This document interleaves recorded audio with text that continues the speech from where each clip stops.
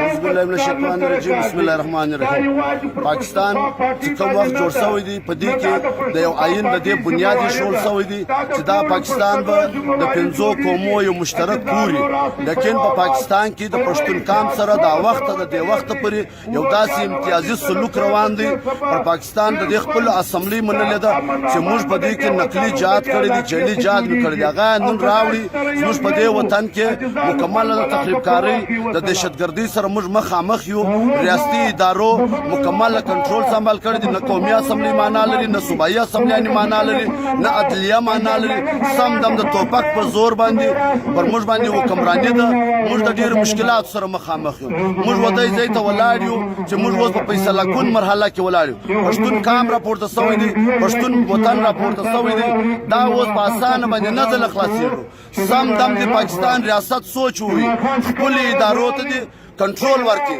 کچېرې آئین دی نه مني فوج آئین نه مني ISI آئین نه مني